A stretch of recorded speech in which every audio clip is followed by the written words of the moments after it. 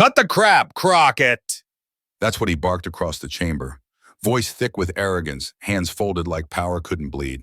He thought she came to rant, but Jasmine Crockett didn't bring noise. She brought numbers. 3 checks. 315,000. 1 signature. Donald J. Trump. She wasn't here to make a speech. She was here to bury the myth of untouchable men, with proof printed in high bond ink, in silence that had cost women decades of dignity. By the time she laid that red folder on the table, 47 years of political invincibility cracked, live on C-SPAN, and the man who once ruled a nation started looking like a man who couldn't rule his own truth. No one noticed the cameras had already started rolling. No dramatic music, no fade-in graphics, just the sharp, echoing click of heels against polished marble. 4 beats per second, straight down the center aisle of the Oversight Committee chamber. It wasn't the kind of entrance that asked for permission. It was the kind that announced, "You're not ready." Jasmine Crockett didn't glance left or right. She didn't wave. She didn't smile. The only thing in her hand was a folder, red as a warning light, held tight and level. The weight of it seemed impossible to measure, but you could feel it with every step she took. Trump saw her before the others did. He was already seated, navy suit tailored half a size too tight, tie knotted like a noose dressed as decorum, grin stretched just wide enough to fool the untrained eye. He leaned back in his chair, arms folded, chin lifted, a man who'd spent decades believing cameras couldn't catch fear. And why would they? He had turned the art of dominance into a brand, a tower, a presidency. To him, this morning was just another scripted panel in a long-running show called Control. But Control wasn't in the room anymore. Jasmine was. As she neared the table, the energy shifted. Not loud, but noticeable, like the air pressure had dropped 3 degrees. The congressional aides began to stand straighter. One of them even stopped mid-sip of his coffee. Someone in the press row whispered, "She brought the red one." And the silence that followed was the kind that falls right before lightning. The chairwoman's gavel never made it to the wood. Jasmine placed the red folder gently, deliberately, like a ritual. It didn't thud, it landed, as if the table itself understood what was coming. Her gaze didn't sweep the room. It didn't need to. She was already looking at him. Donald Trump stared back, but not like before. Something flickered. Not fear, not yet, but calculation. A twitch in the room, a micro flinch at the corner of the eye. He'd been in courtrooms, boardrooms, war rooms. But this was different, because Jasmine wasn't posturing. She wasn't baiting. She was here for something older than applause, something colder than politics. Truth, but not the polite kind. Not the kind scrubbed clean by media consultants or buried beneath plausible deniability. Jasmine brought the kind of truth that makes power tremble, not because it's loud, but because it's unavoidable. She didn't open the folder right away. She just looked at it. 1 Mississippi, 2 Mississippi, long enough to let the cameras catch the stillness, long enough for everyone in the room on both sides of the aisle to realize that this wasn't about headlines. It was about reckoning. And then finally she spoke. Just 5 words. "Let's talk about campaign fraud." That was it. No preamble, no throat clearing, just fire, packaged in the tone of a surgeon about to make the first incision. One of Trump's attorneys jolted upright, unprompted, like someone had pulled the alarm in his chest. The other leaned forward, eyes darting, not at Jasmine, but at the red folder, as if it might open itself and scream. Chairwoman Edith Powers raised a single eyebrow. "Is there an objection, Counselor?" she asked evenly. But the man didn't answer, because Jasmine was already sliding the first envelope from the folder. Cream-colored, thick paper, hand-sealed. No markings except a small red dot in the upper corner, barely visible, yet unmistakable. She placed it on the table with a calm precision that didn't feel performative. It felt surgical.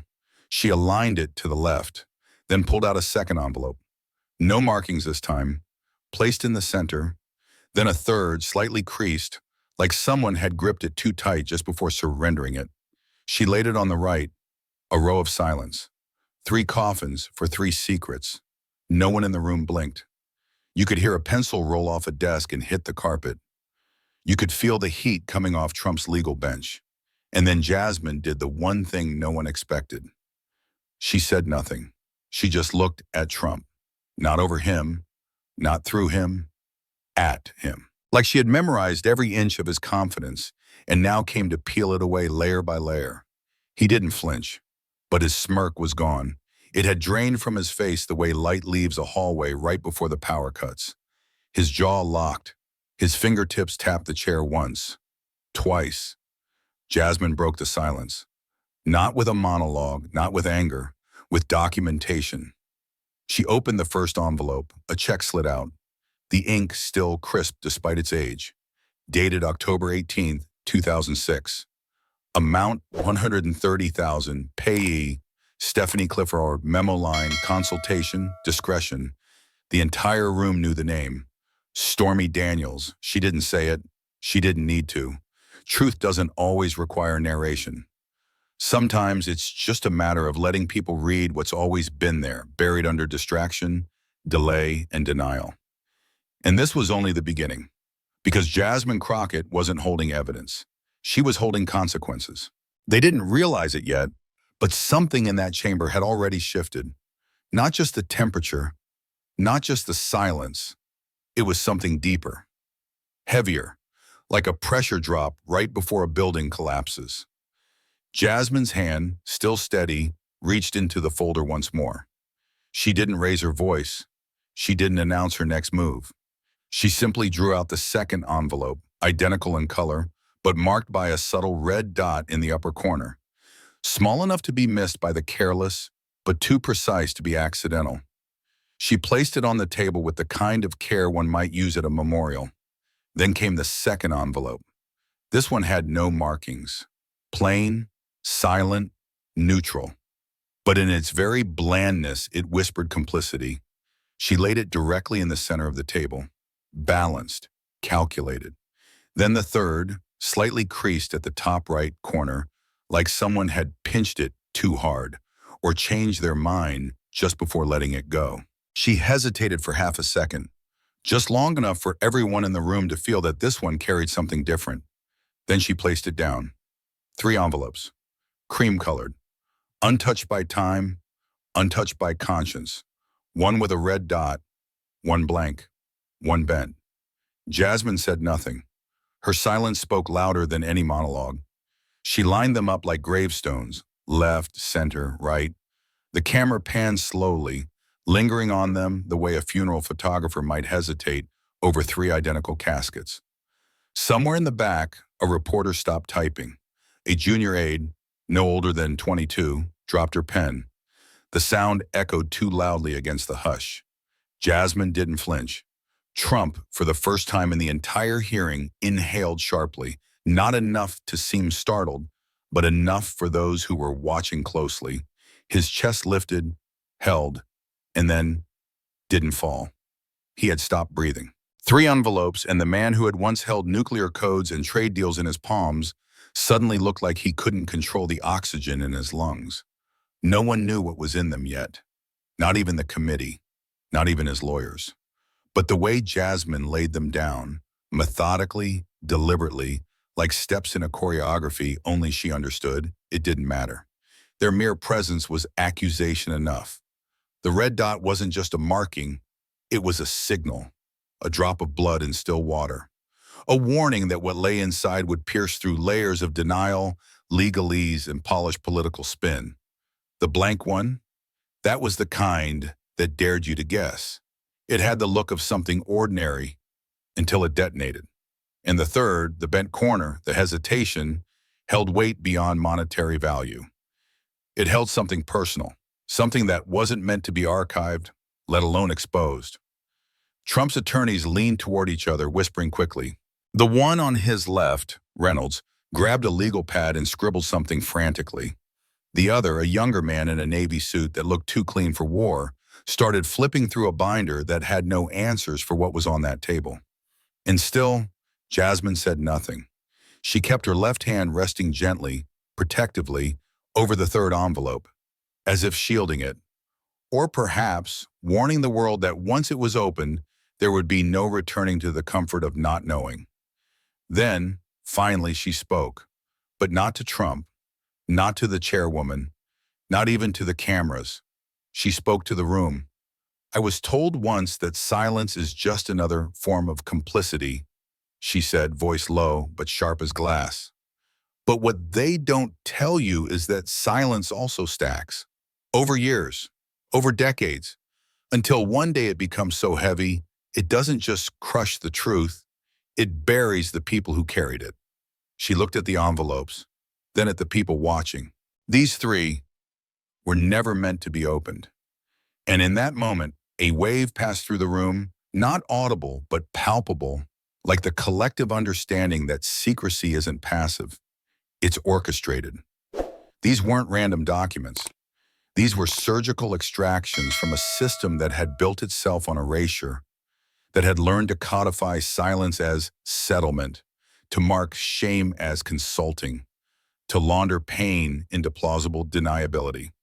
Trump's grin was gone. Not even the ghost of it remained. His lips pressed into a tight, unreadable line. He leaned forward slightly now, elbows on the table, not out of interest, but as if bracing for impact. His hand tapped once, then stopped. His jaw flexed. The mask was cracking, not shattered yet, but you could see the fault lines forming.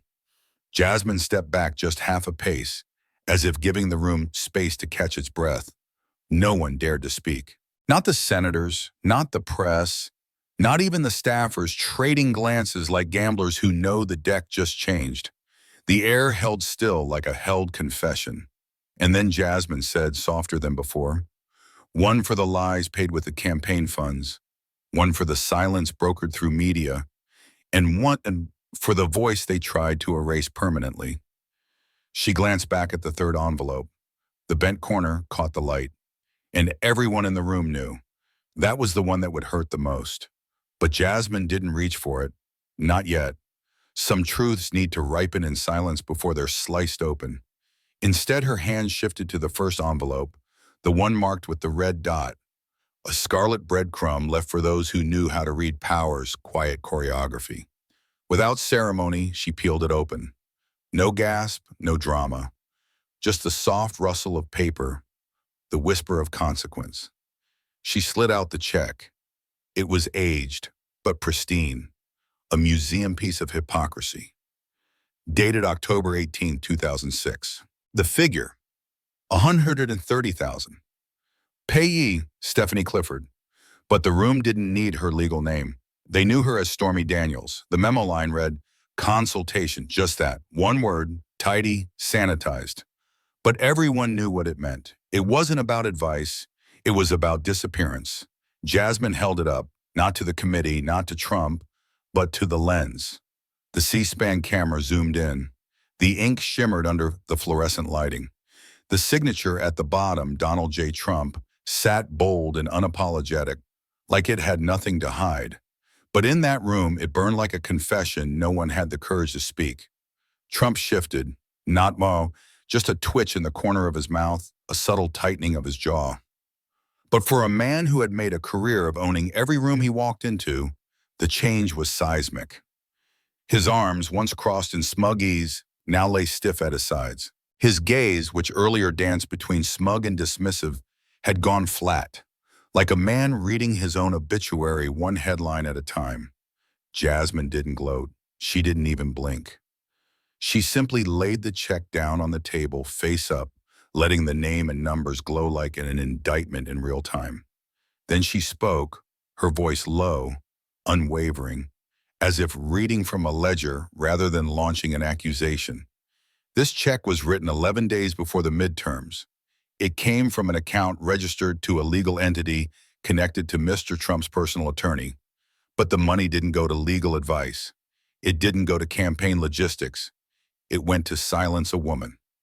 She looked across the room, not seeking approval, not scanning for reaction, but to make sure every eye met the truth head on. The cost of that silence? $130,000. There was a moment, barely a breath, when the gravity of the amount landed. Some in the room furrowed their brows, not because the number was outrageous, but because it was so calculated, so specific, a price tag placed on shame, on complicity, on history itself.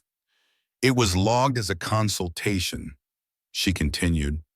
But let's be clear, no one was asking for advice. This wasn't a conversation, it was a transaction. And this, she tapped the paper lightly, is the receipt. Trump's lawyer fidgeted.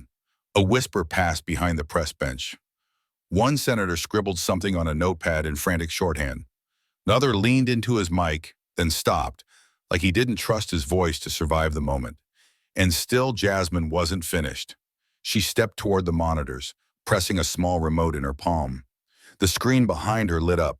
Side-by-side images, Stormy Daniels' public affidavit, and the date stamped on the check. The timelines matched to the day. No wiggle room, no accident. This payment wasn't just a lapse in judgment, she said. It was a strategy, a surgical effort to control the narrative days before voters made their voices heard. She turned back to the room, and the man who authorized it didn't do so in secret. He signed it with a flourish, like a man too powerful to ever be caught. Trump's face was now taut, lips drawn inward, eyes cast toward the table, but not on the check, no. He stared through it like it might vanish if he stopped acknowledging it existed. But it didn't vanish. It sat there, heavy, damning, real, because the truth has weight, and the longer it's suppressed, the harder it lands when it's finally released. The memo line still shimmered. Consultation, a lie wrapped in legalese, a euphemism that cost more than money. It cost trust. It cost transparency. It tried to buy silence and nearly succeeded. Jasmine stepped back, her voice now softer, but more piercing because of it. We talk about campaign fraud like it's just numbers on a ledger, but this is how fraud breathes.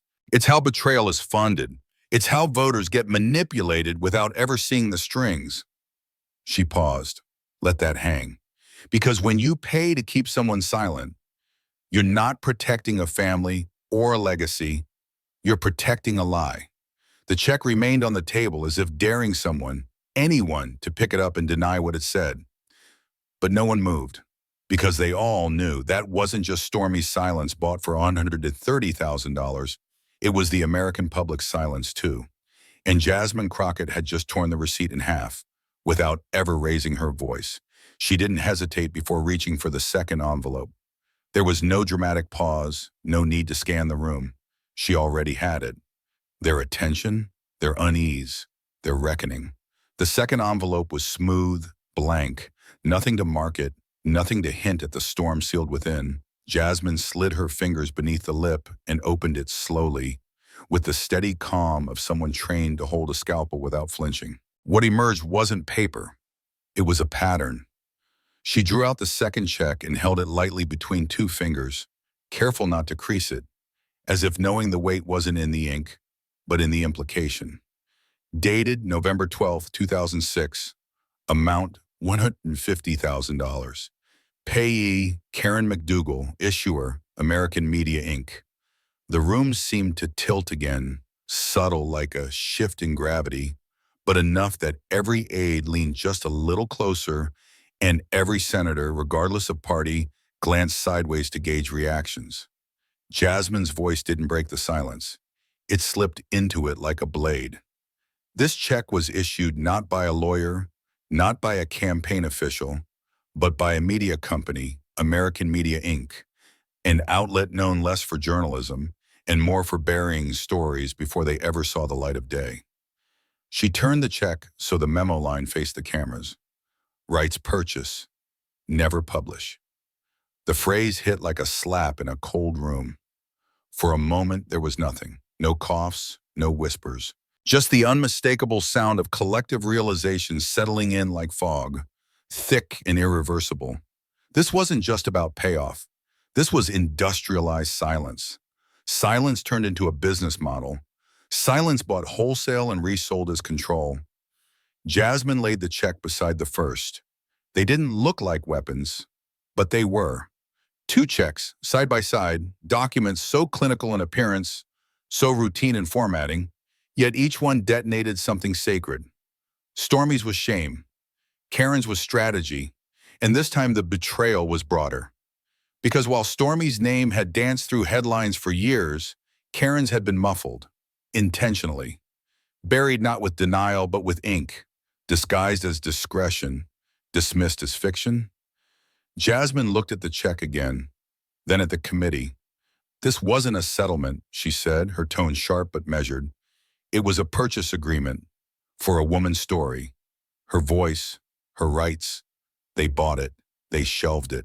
They made sure it never reached the people it could have warned. A senator across the aisle shifted in his seat. His tie loosened just slightly, but the discomfort radiated. Across the press row, a journalist scribbled something and underlined it twice. Jasmine didn't blink. And why did it matter? Because this happened just days before a major public appearance. Because had her story come out, voters would have seen not just a scandal, but a pattern. And a pattern, when documented, becomes something no campaign wants to explain. Intent. The monitor behind her lit up again. On one side, the check. On the other, a copy of a draft interview Karen McDougal had written for a tabloid that never ran. The headline, "He told me I was special until I asked to speak." The article never published, because AMI owned it, and they owned the silence that came with it. Jasmine's tone softened, just barely, not out of sentiment, but to make the next line sting. What kind of country do we live in where freedom of the press can be bought with a campaign's credit line? Where the press doesn't just report stories, they disappear them? She let the question hang like smoke in the rafters. Then came the turn. Karen wasn't asking for revenge. She never filed a lawsuit. She never held a press conference. All she had was her story, and she sold it because the machine made her believe that was the only way to survive it. Jasmine stepped back, gaze dropping momentarily to the pair of checks now aligned on the table. $130,000 for Stormy, $150,000 for Karen. She whispered, "Tell me again. This isn't coordination." Trump didn't speak. He didn't blink. His face, once expressive and blustering, had calcified into something unreadable. But his hands were clenched around the armrests, knuckles pale against the cherry wood. Jasmine walked slowly across the front of the committee dais, not to dramatize, but to draw a line between the two pieces of evidence. One payment to suppress a scandal, another to suppress a pattern, both signed off by people entrusted with public influence, both timed before critical media moments, both meant to protect a man's rise by suffocating women's truths. She stopped. And both justified later, with a shrug, as personal matters, issues, as if lies become less corrosive when written in cursive. That line struck hard. Across the nation, watching live or on replay, something in the collective memory began to itch. The sense that maybe this wasn't new, that maybe this wasn't unique, that maybe this had been happening all along, just hidden beneath the polished veneer of optics. Jasmine returned to her place beside the folder. The table in front of her now resembled a ledger of betrayal, a timeline of transactions where dignity was the product and silence the price. She glanced at the third envelope, still unopened, still waiting, and without turning her head, she said $280,000, two voices silenced, and a third waiting in the wings. The silence after that was heavy, not because people didn't know what to say, but because they finally understood what they had never been allowed to hear. And then Jasmine reached for it, the third envelope, the one with the bent corner, the one that seemed to breathe with its own pulse. It didn't need a red dot or a label to warn anyone. It had already spoken through its weight. She opened it slowly with the same delicate care you'd reserve for a wound that had never quite healed. The paper inside was thinner than the others, less official looking. But it didn't matter, because this one wasn't about legitimacy. It was about pain. She slid the check out and held it up, not high, not performatively, but with the kind of reverence reserved for artifacts that carry both evidence and ache. Dated March 5, 2007, amount $35,000. Payee, Summer Zervos. Memo, legal settlement do not disclose. The issuer? Not a media company, not a private shell corporation. This check came from a legal defense fund, Trump's own. The kind that exists to fight political threats, not to bury women. Jasmine didn't speak right away. She let the check rest in her hand as the room once again stilled. But this time it wasn't anticipation, it was grief. Grief for what they all knew was coming. She lowered the check gently onto the table, placing it beside the others like a closing bracket around a trilogy of erasure. Then she lifted her eyes and looked directly at Trump. She didn't blink. Summer Zervos was not a model, she said, her voice quieter now but ironclad. She wasn't in a tabloid. She wasn't part of the gossip mill. She was a contestant on The Apprentice, a woman who believed, like so many others, that proximity to power was a chance at opportunity, not a punishment. Trump stared, unmoving, but something in his posture shifted, barely, a tension around the temples, a stillness that tried to perform indifference but failed beneath the lights. She says he kissed her without consent, touched her, cornered her in a hotel room, Jasmine continued. And when she spoke up, the machine didn't smear her, it settled her, silently, swiftly, legally, quieted not with denial but with a dollar amount. She tapped the check softly once. It made a dull sound on the oak tabletop. $35,000, she said, less than a campaign ad, less than a speaking fee, less than the cost of wind-tailored suit. Her voice broke, not with emotion, but with precision. That's what her story was worth. To him, there was a collective inhale in the room, from aides, from senators, even from the press gallery where reporters were no longer typing, but just watching, eyes wide, pens stilled, mouths parted just slightly. Jasmine looked down at the check again. She didn't want money, she said. She wanted safety. She wanted to matter. She wanted someone to tell her that the moment she was violated wouldn't be the end of her name. She looked up. Her voice rose just a touch, enough to slice through the quiet like a razor. But instead they gave her $35,000 and a clause that said, "Do not disclose." Her eyes swept the room, locking onto faces one by one. Not, "Do not lie," not, "Do not fabricate," just, "Do not tell." She stepped back, letting that distinction settle in the bones of everyone listening. Which means this wasn't about truth. It was about volume, about controlling the signal, about making sure no one ever heard the story loud enough for it to echo. She took a beat. And that check didn't come from a tabloid, or a PR firm, or a discreet third party. It came from Trump's own legal war chest. She paused. Let the words breathe. Money donated by supporters, citizens, believers. People who thought they were funding political defense, when in fact they were underwriting personal silence. Trump's lips pressed tighter, a line now nearly invisible. His legal counsel leaned in to whisper something, but he waved it off without turning. Jasmine turned back toward the screen and clicked the remote again. This time, a grainy clip appeared. A television interview, barely archived, from a 2007 episode of a regional news network. Summer Zervos, younger, nervous, smiling politely in a studio chair. She was describing her excitement to be part of The Apprentice. Her voice cracked when she said, "I really thought I had a future there." Jasmine didn't need to say more. The screen went black again.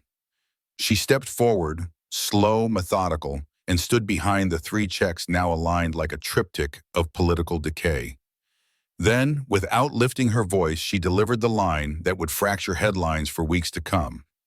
"You didn't pay for silence, Mr. Trump. You paid to turn betrayal into a budget line." Gasps rippled through the gallery like a tremor. Even Chairwoman Powers shifted in her seat, but Jasmine stood still, unshaken. Because now the story had structure. 3 checks, 3 women, 3 silences, not allegations, not gossip, proof, paper, pattern, and each one signed with the same sharp signature. Donald J. Trump. The weight of the truth had changed. It was no longer a whisper carried by women. It had become a record, and records don't forget.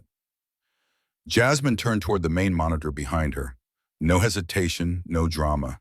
She tapped the remote once. The screen split. 3 checks, 3 amounts, 3 different issuing entities, but only one signature. Each image glowed under the harsh light of truth. One check from a shell firm, one from a media conglomerate, one from a legal fund. But across all of them, looping in identical arcs and jagged slashes, was the same name: Donald J. Trump. The camera zoomed in on the signatures. Stacked vertically, their sameness was undeniable. The capital D, a long tail that leaned too far right. The T, always crossed with a forceful slash. Even the ink density, identical. The pressure points showed confidence, repetition, and something else: certainty. A hand that had done this more than once. A man who never expected it to be traced back. Jasmine didn't speak at first. She didn't have to. The image did what no headline ever could. It silenced denial. Across the aisle, Trump remained frozen. His hands clenched the wooden arms of his chair so tightly the leather underneath creaked. His jaw was set, but the color in his face had drained from power to porcelain. His eyes were fixed on the screen, not darting, not blinking, just staring. It was the moment when deflection ran out of places to hide. Jasmine finally spoke, softly, but with the clarity of someone who didn't come to ask. She came to prove. These 3 checks, she said, her voice unwavering, were submitted to independent handwriting analysts across 3 different forensic labs in 3 different states. None of the labs knew about the others. None were told whose signature they were comparing. She clicked the remote again. A report appeared beside the checks, official seal in the corner, pages tagged with the highlights. She read aloud, "All 3 signatures are determined to have been written by the same individual with over 97.6% biometric consistency." The line under that in bold: subject, Donald J. Trump. The press gallery erupted in whispers. Phones lit up. A CNN producer leaned over her desk and mouthed, "That's it." But inside the chamber, no one interrupted. Not the lawyers, not the chair, not even the congressman who had once called this hearing a witch hunt. Because what sat on screen wasn't politics. It was science. It was physical. And it was irreversible. Jasmine let the evidence burn for a few seconds longer, then clicked again. Now on the screen, a close-up overlay of all 3 signatures, digitally aligned with markers highlighting identical slants, pressure curves, and spacing. It looked like something out of a crime lab, because it was. Not a theory, not an allegation. A match. She turned back to the table. These signatures were not made by proxy. They weren't done by a lawyer. They weren't done with an auto pen. They were made by his hand. And then she delivered the line that shattered whatever was left of the myth. This isn't denial. This is authorship. Trump inhaled sharply through his nose. Barely, but enough for the microphones to catch it. One of his lawyers reached for a bottle of water, but never drank it. The other wrote something in all caps on a legal pad and pushed it forward, but Trump didn't look. Jasmine walked slowly along the front of the dais, letting the air settle, letting the weight of what had just been confirmed hang above their heads like a verdict waiting to fall. "We're not here to discuss whether something happened," she continued. "We're here to address who signed for it, who wrote the checks, who turned silence into an operating expense, and whose name inked that betrayal into the books of this country's conscience." The screen behind her now faded to black, leaving only the lingering glow of those 3 identical signatures burned into memory. She returned to her spot behind the folder. And then she said it, quietly, cleanly, fatally. He didn't just sign away their stories. He signed away his own deniability. A senator in the second row whispered something to his aide. Another pressed his thumb and index finger together like he was trying to crush a thought between them. Even Chairwoman Powers leaned closer to her mic, but thought better of it. No one wanted to speak. No one wanted to interrupt truth in its final form, because this wasn't testimony anymore. It was a reckoning delivered in cursive. 3 signatures, 3 checks, 1 pattern.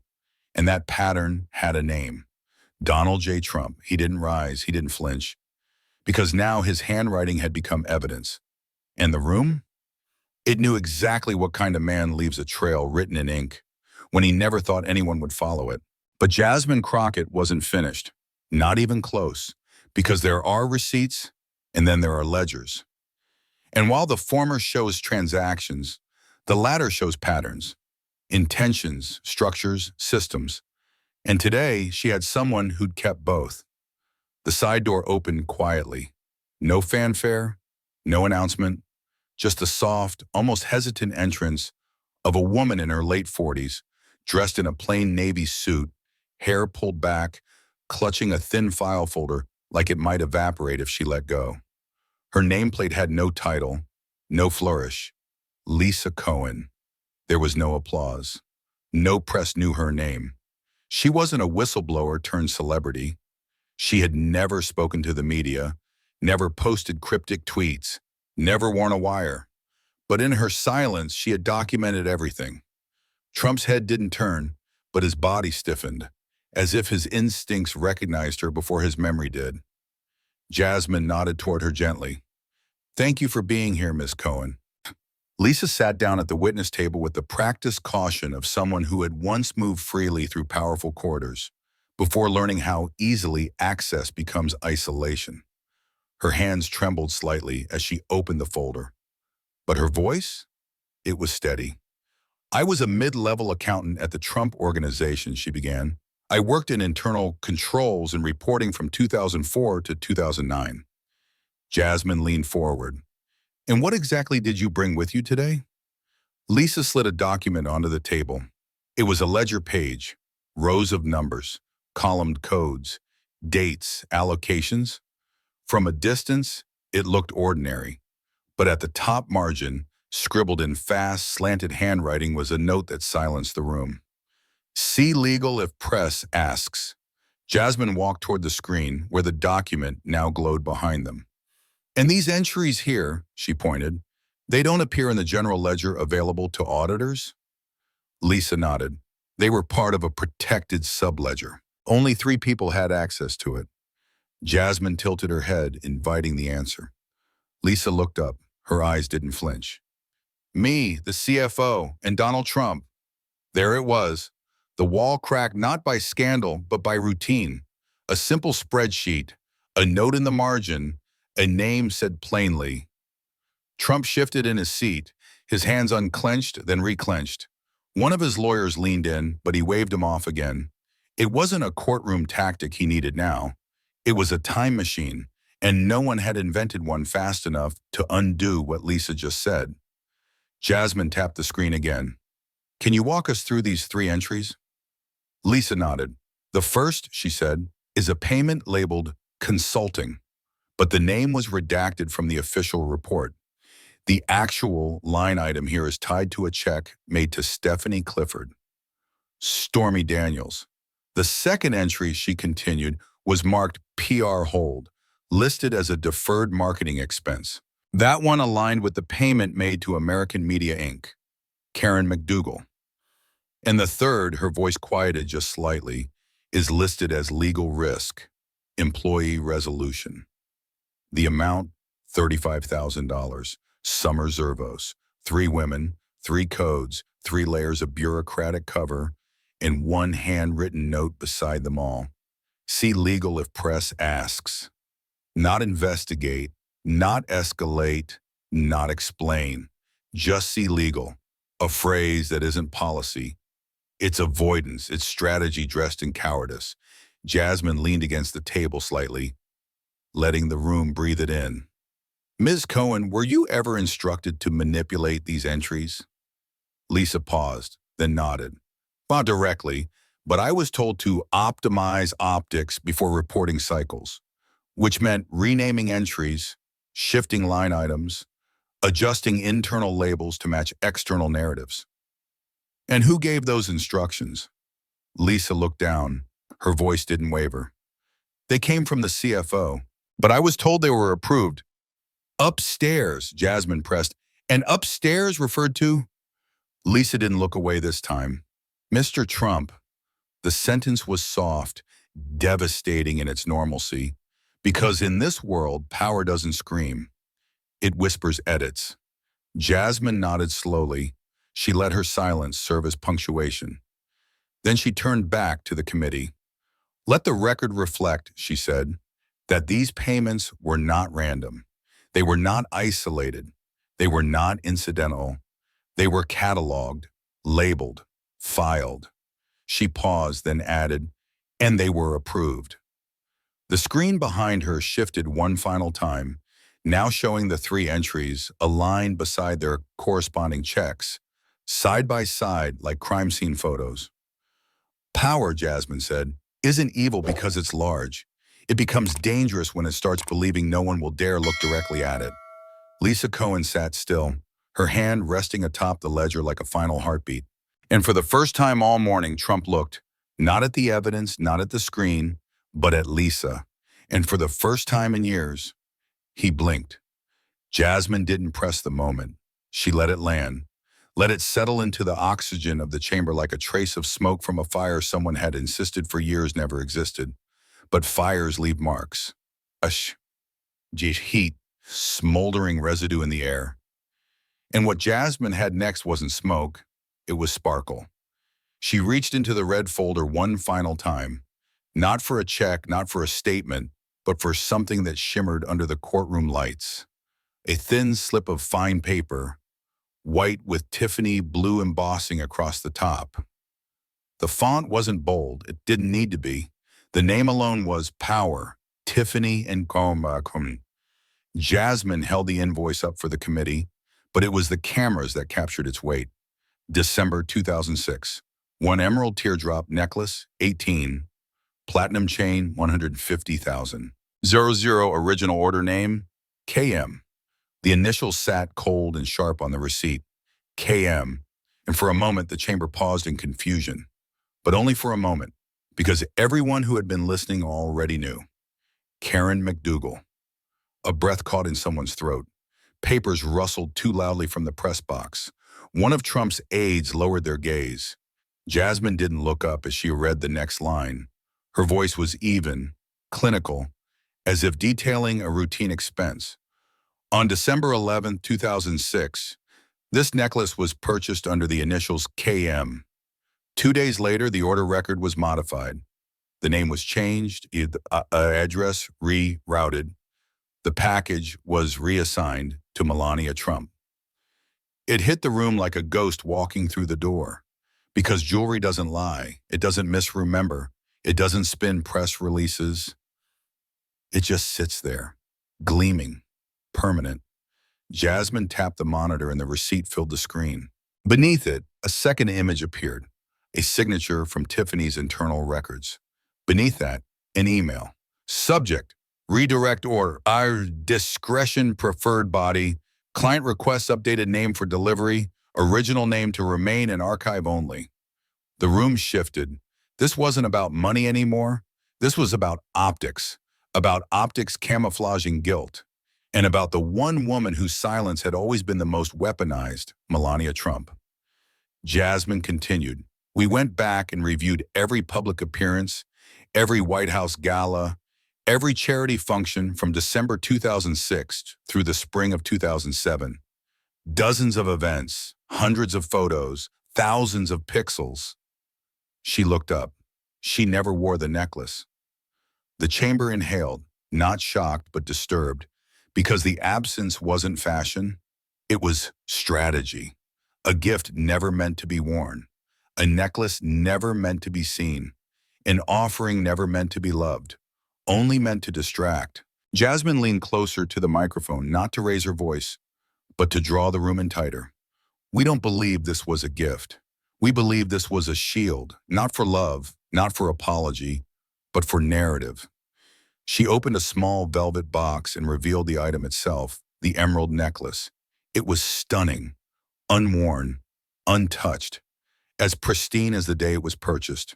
It glinted beneath the overhead lights like a beautiful lie, begging not to be spoken aloud.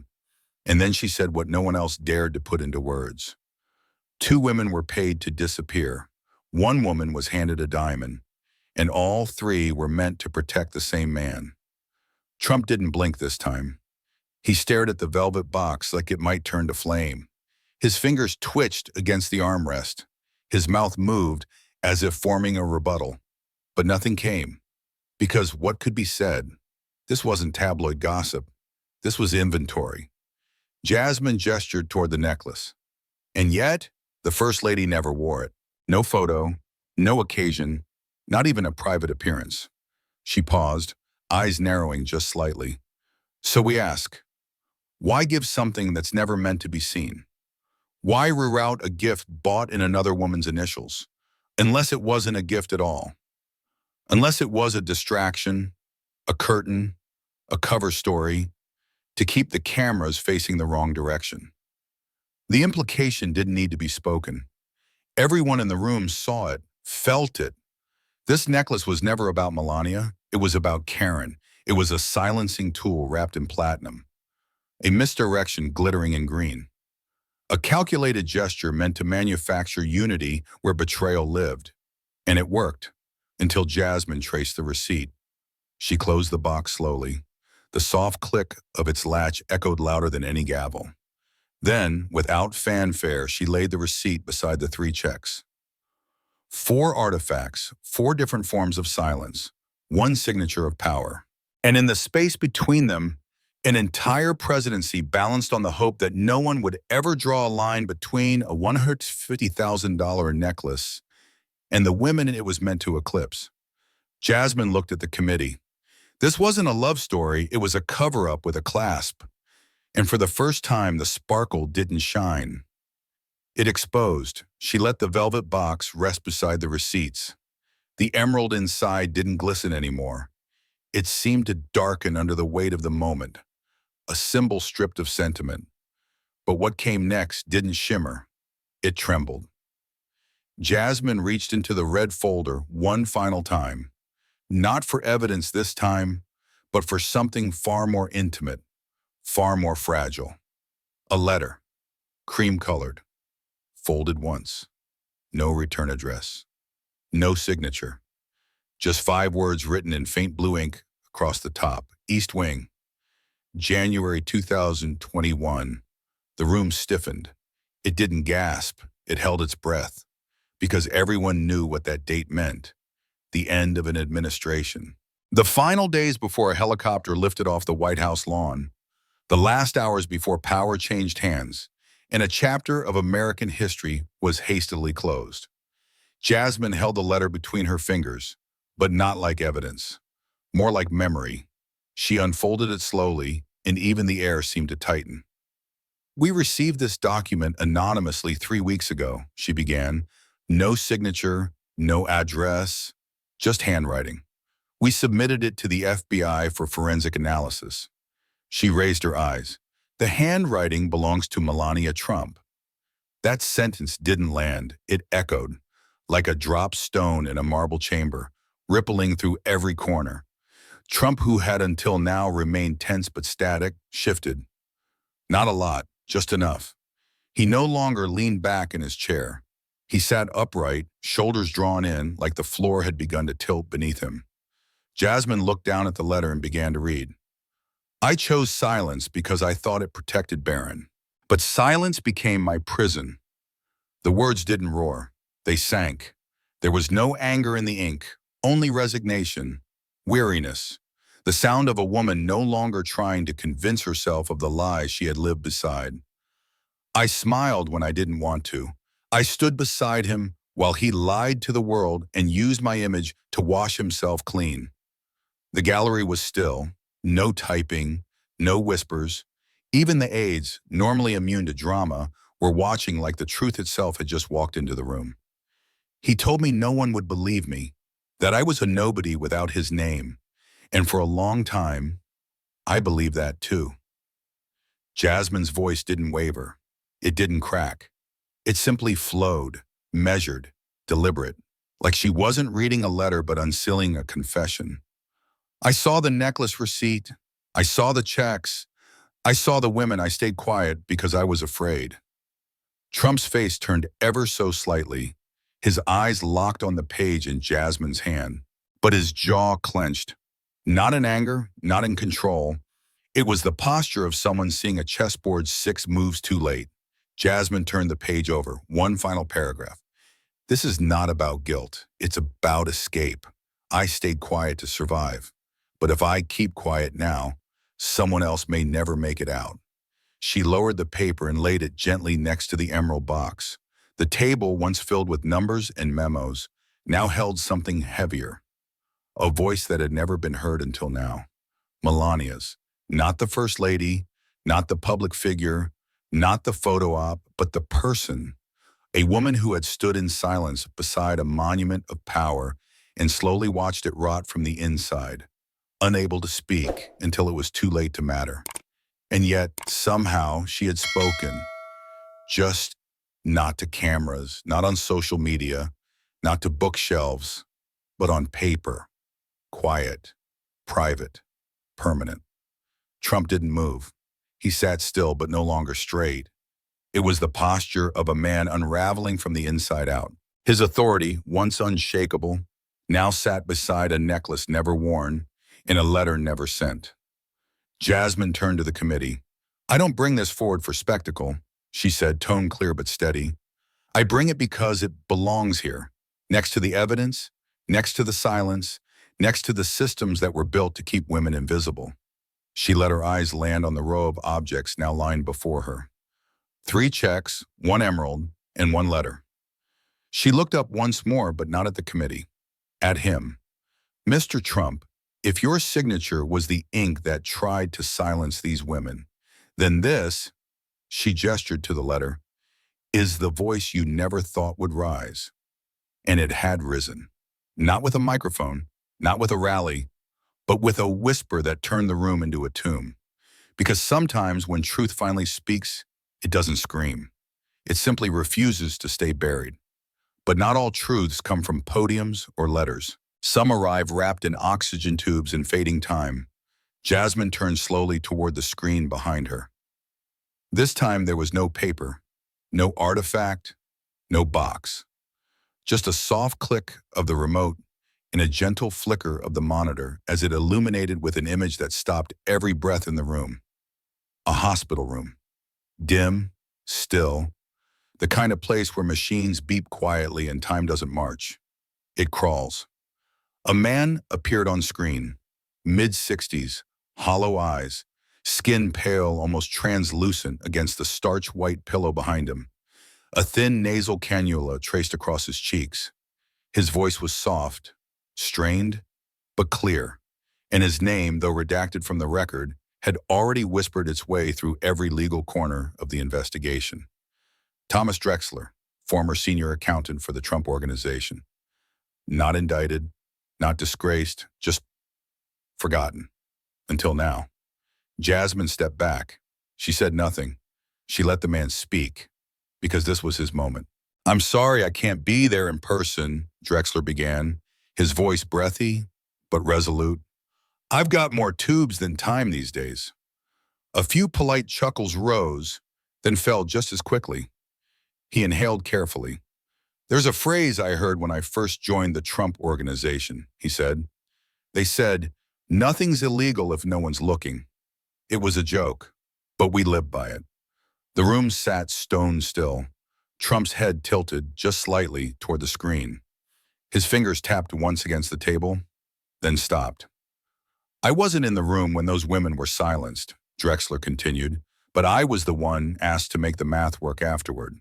He reached for something off screen and a moment later returned with a battered notebook, faded leather torn at the corners. I didn't delete anything, he said. I copied it. In this. He lifted the notebook. I wrote every off-ledger expense they told me to bury, because I knew one day someone might ask the right question. His hand trembled slightly as he flipped it open. His breathing was shallow but controlled. There's an entry from December 12th, 2006, he said. It's listed as Event Contingency, KM. I was told it was an invoice from a publicist, but the bank wire was split across two accounts. One of them was Tiffany and Company. A chill cut through the room. The pieces were forming faster than anyone could deny them. Another page flipped. March 2007. Entry code 7732X. Listed as legal buffer SZ. That was Summer Zervos. I remember the initials. We were told to push the amount under employee relations to avoid audit flags. He paused, his voice cracked. And I did it. He exhaled. I justified it at the time. Told myself it wasn't mine to question. That my job was numbers, not names. But they weren't just codes. They were people. And I kept the codes because I couldn't carry the guilt. Jasmine blinked slowly. The chamber remained still. And then, just as Drexler reached for another page, the image began to ripple. The screen distorted slightly, just a flicker at first. Then the audio lagged, his voice breaking into sharp static. Aide technicians rushed to the control booth. Jasmine turned her head sharply. "Pause playback," someone called. "Secure the feed." But the flicker became a freeze. The freeze became snow. The snow became black. The screen went dark. For 3 seconds, no one moved. It wasn't silence. It was hollow. The kind of emptiness that steals your breath before your brain catches up. Jasmine turned back to the committee. Her voice didn't rise. It lowered. "That man," she said, "kept a private record of truth when a whole system told him to erase it. And now, as we sit here trying to uncover what's been buried, he may not live long enough to finish the last sentence." Trump leaned forward, gripping the edge of the desk. "But he wrote what mattered," she added. "He wrote enough." Chairwoman Powers leaned into her mic. "Is the notebook accessible?" Jasmine nodded. "His legal team is in the process of transferring custody. What he started, we will finish." She stepped away from the podium and placed a photo of the notebook on the table. A simple leather cover, cracked along the spine. No title, no labels, just years of silence, handwritten and waiting to be heard. Trump didn't say a word.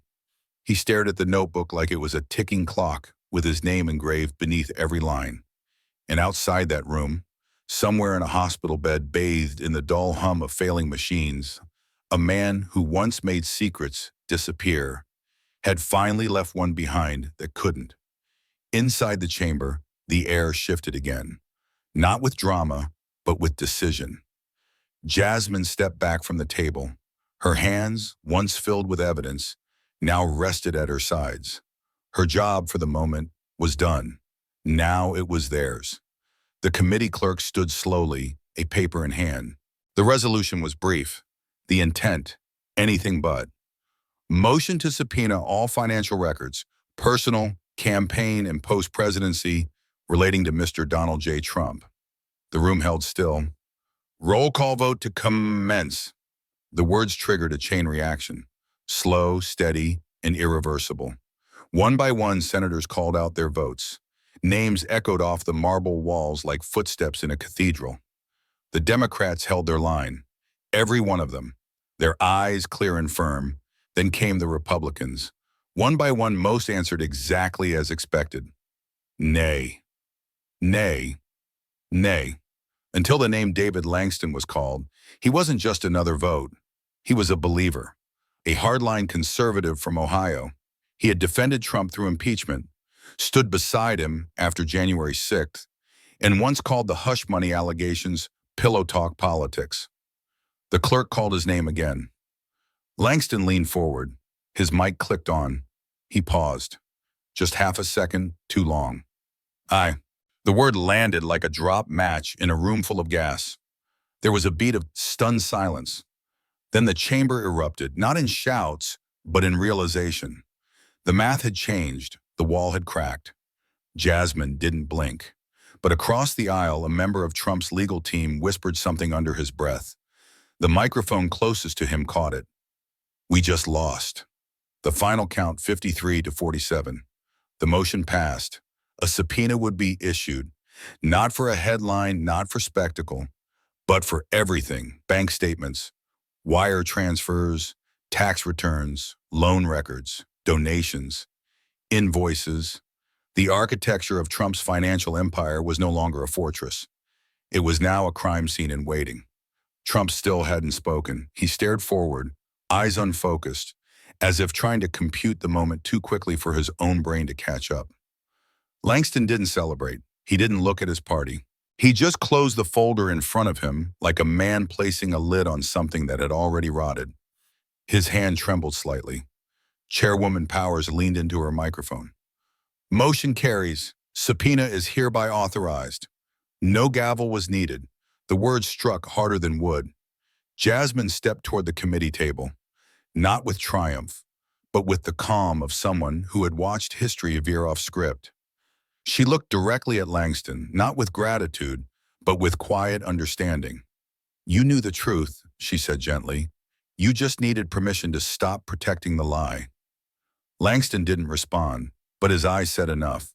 Across the chamber, aides scrambled to collect documents, staffers filed into side rooms, and reporters dashed toward the hall to beat the breaking news cycle. Phones lit up, headlines refreshed in real time. But Jasmine remained still, because she knew the moment wasn't in the vote, it was in the shift. The moment when a wall built for years had finally lost a brick, and not from force, but from fatigue. One vote. That's all it took to make the story impossible to contain. One man's blink, one whisper of conscience, one crack in loyalty, and now the documents were coming. Not rumors, not leaks, not speculation, the documents. And when they did, the story wouldn't be about what was denied. It would be about what was buried, what was paid for, what was authorized, what was signed. Trump didn't stand when the session adjourned. He sat there, shoulders heavy, not like a man plotting his next move, but like a man who had just watched his past get subpoenaed. And somewhere in the back row, a young staffer whispered a sentence that, for the first time all day, no one dared refute. It's over. But Jasmine, walking slowly toward the exit, didn't smile, because this wasn't a win. It was an opening. And now the truth would come, not in whispers, not in pieces, but in full, unredacted daylight. And still, Jasmine Crockett didn't smile. She didn't pose for the cameras, didn't raise a fist, didn't claim a moment that wasn't meant to be owned. She walked out of that chamber not like a victor, but like a messenger, carrying something older than justice, heavier than headlines. A legacy. The marble steps outside the Capitol echoed beneath her heels. Reporters shouted. Staffers ran beside her. Microphones reached like desperate hands. But Jasmine said nothing, not yet. Her silence now wasn't the kind that hides. It was the kind that honors. Because this story hadn't started with a necklace or a check or even a signature. It started long before. With women, with silence, with warnings no one listened to.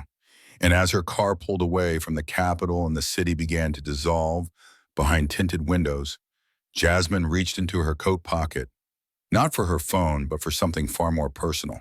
A silver pin, small, worn, no bigger than a thumbprint. Etched into it, 2 words, I spoke. It had belonged to her mother. Jasmine's driver didn't ask where they were going. He knew. It wasn't on the official schedule. No cameras would follow. No staffers were informed.